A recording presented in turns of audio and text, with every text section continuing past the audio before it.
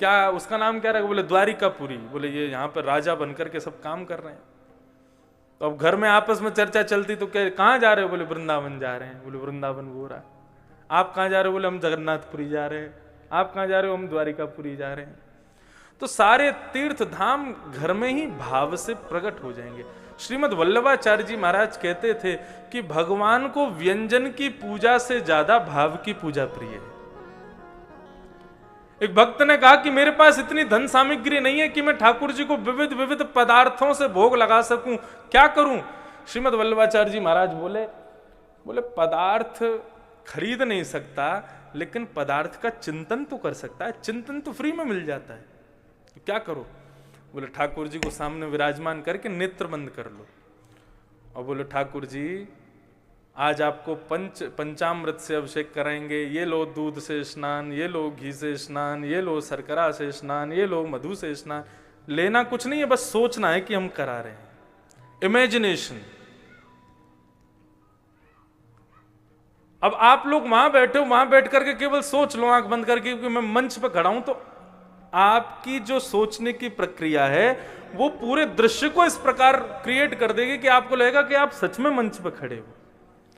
तो ऐसे श्रीमद् वल्लभाचार्य जी बोले कि अपने मन में केवल भाव रख लो कि हम ये प्रस्तुत कर रहे हैं, भाव से ही ठाकुर जी प्रसन्न हो जाएंगे। तो उनका भक्त रोज ठाकुर जी का पंचामृत से अभिषेक करता। पंचामृत से अभिषेक करने के बाद में अब गरम गरम जल से अभिषेक किया। ठाकुर जी को बढ़िया सुंदर एक सुंदर वस्त्र से ठाकुर जी के अंगों को पोंछा। ठाकुर जी को बढ़िया मखमल के वस्त्रों से बने हुए वस्त्र अलंकार धारण करा दिए। ठाकुर जी को सुंदर इत्र धराया है। ठाकुर जी के स्वर्ण के नेत्र धराए हैं, स्वर्ण का मुकुट धराया है।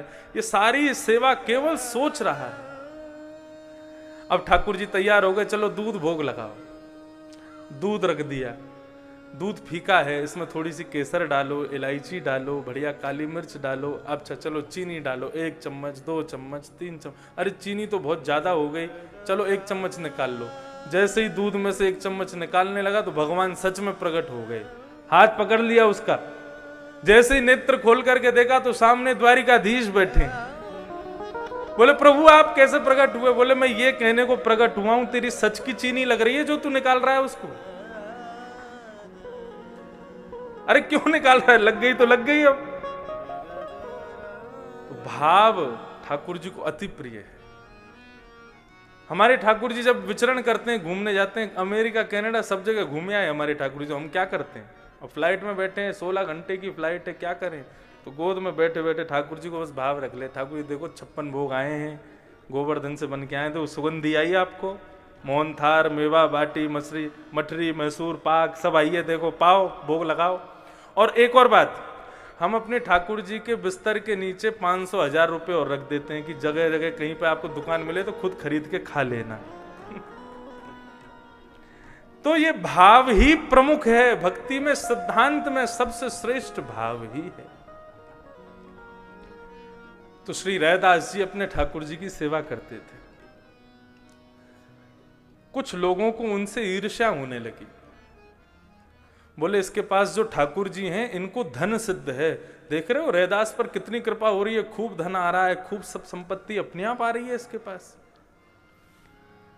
तो उन लोगों ने क्या कहा कि राजा के पास जाकर के प्रस्ताव कर दिया कि हे राजन, ये जो रैदास जी महाराज हैं इनको भगवान की पूजा का अधिकार नहीं है। ये पूजा का अधिकार तो हम ब्राह्मणों को है। आप इनसे कह करके और इनके ठाकुर जी हमको दिलवा दो। वेद मंत्र आदि वेद पुराणों के सब उन्होंने सब बता दिए नियम कि कहां कहां क्या क्या लिखा है। राजा ने रैदास जी को बुलाया, रैदास जी से कहा कि ऐसे ऐसे बात है, क्या करना चाहिए? बोले आप राजा हैं, आज्ञा करो। ठाकुर जी को मैं तो लाया नहीं, स्वयं पधारे हैं वो। तब राजा ने कहा एक काम करते हैं, अपने ठाकुर जी को हमारे राजभवन में लेके आओ और एक तरफ ये सब लोग बैठेंगे, एक तरफ आप बैठ जाओ। दोनों अपनी पूजा पद्धति से ठाकुर जी को प्रसन्न करने का प्रयास करो, जिससे ठाकुर जी रीच करके उसकी गोदी में आ गए, ठाकुर जी उसी के। रैदास जी बोले ठीक है, आपकी जैसी आज्ञा। अब तो वो सब लोग जो ईर्ष्या में ठाकुर जी को पाना चाह रहे थे कि इनसे धन आता है, उन्होंने दुनिया भर के पदार्थ, दुनिया भर की सामग्रियां, ना जाने कहाँ कहाँ के तीर्थों का जल मंगाया, ठाकुर जी का इससे अभिषेक करेंगे, ये करेंगे, वो करेंगे, और पूरे महाराज राजभवन को सामग्रियों से भर दिया। 56 भोग मंगाए, इतनी सामग्रियां मंगाई, इतने जल मंगाए, इतने घड़े मंगाए, इतने बड़े बड़े विद्वानों को बुलाया, बोले इन सब से रीझ करके ठाकुर जी हमारे पास आएंगे। रैदास जी कुछ नहीं लेके आए, अकेले आए, अपने ठाकुर जी को सिंहासन पर विराजमान कर दिया।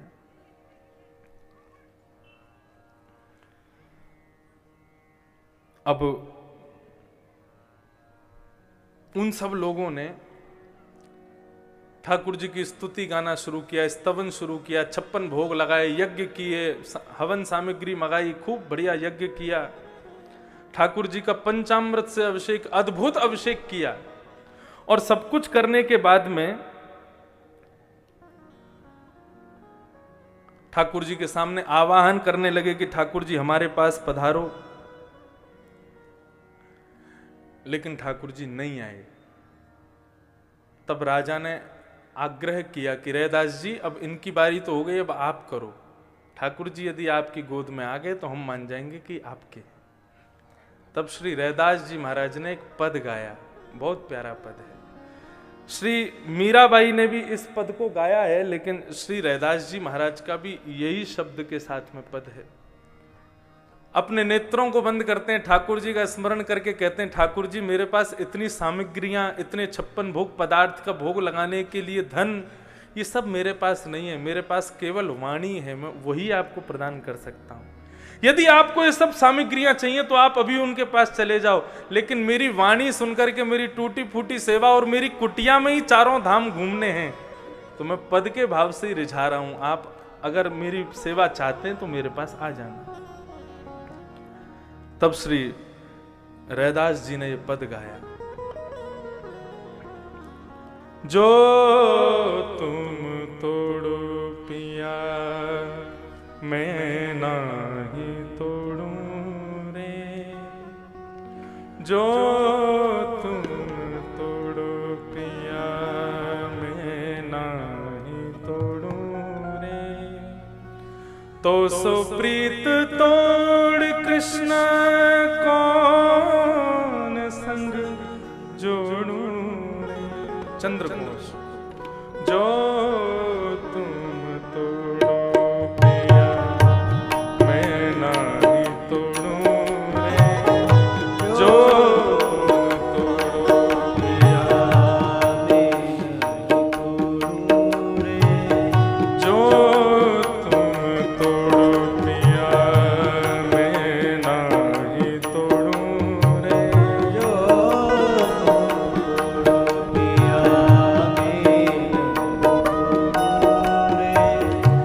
तो सो प्रीत तोड़ राम कौन संग जोड़ू रे, तो सो प्रीत तोड़ राम कौन संग जोड़ू रे, जो तुम तोड़ो राम मैं नाही तोड़ू रे,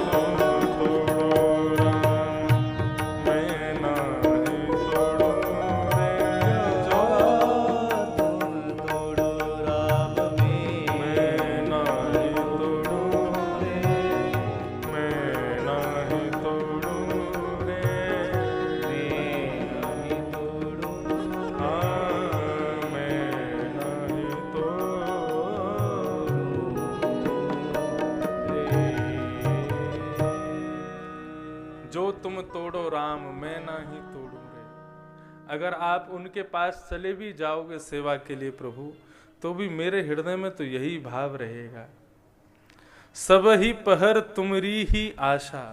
दिन भर में जितने प्रहर हैं, मेरी आशा केवल आपसे है, मेरे केवल आप ही हैं जिससे मैं आशा करूं। लेकिन आप आशा करवाने वाले आपके लिए तो हजारों हैं, लेकिन मेरे लिए तो केवल आप ही हो प्रभु, और कोई नहीं है। सब ही पहर तुमरी ही आशा, मन क्रम वचन कहे रह दासा। मन क्रम वचन से मेरी आश केवल और केवल आप हैं और कोई नहीं। और ऐसा भाव गाते गाते, राग थोड़ा सा कठिन है चंद्रकोश, और हमारे ज्यादा अभ्यास में नहीं है गाने के, लेकिन बहुत सुंदर राग है। जब ये भाव गाने लगे, गाते गाते रुदन करने लगे, नेत्र खोले ही नहीं, क्योंकि रैदास को ऐसा लगा शायद मेरे पास नहीं आएंगे आप। जब भी नेत्र नहीं खोले, रुदन करते रहे, नेत्रों से अश्रुपात होते रहे और गाते रहे, तब ठाकुर जी की मूर्ति वहां समस्त नगरवासियों के सामने, राजाओं के सामने, तभी देखते हैं कि राज सिंहासन से मूर्ति अपने आप उठ करके जाती है और जाकर के श्री रैदास जी की गोद में बैठ करके उनको अपने हृदय से लगा लेती है। और श्री रैदास जी अपने अंक में भर के ठाकुर जी की उस सुंदर प्रतिमा को अपनी कुटिया में चले जाते हैं। ठाकुर जी अति व्यंजन, अति बड़े बड़े उत्सव करने से ठाकुर जी को बहुत प्रसन्नता होती है, ऐसा नहीं है। मैं अपने लाल जी के खूब उत्सव करता हूं, अपने ठाकुर जी के खूब कथाएं कम, उत्सव ज्यादा करता हूं। लेकिन यदि उन उत्सवों में भाव प्रधान नहीं है, केवल और केवल साज सज्जा प्रधान है, ठाकुर जी के 56 भोग की सामग्री क्या बनी है वो प्रधान है, ठाकुर जी को हमने अलंकार कैसे धराए हैं, वस्त्र कैसे धराए हैं, ठाकुर जी की पिछवाई कैसी है, ठाकुर जी के साज सज्जे कैसे हैं, वो प्रधान यदि रखोगे तो ठाकुर जी को उत्सव प्रिय नहीं है। ये 56 भोग धराने की जो सेवा है कि ठाकुर जी को 56 भोग ही धरेंगे, उसके कम में ठाकुर जी को अगर 51 भोग रख दिए तो क्या ठाकुर जी भोग नहीं लगाएंगे? सबरी के बेर सुदामा के तंदुल रुचि रुचि भोग लगाए। किसके वशीभूत? केवल प्रेम और भाव। यदि भाव है, प्रेम है, तो ठाकुर जी आप साधारण वस्तु भी दोगे तो उसको भी स्वीकार करेंगे।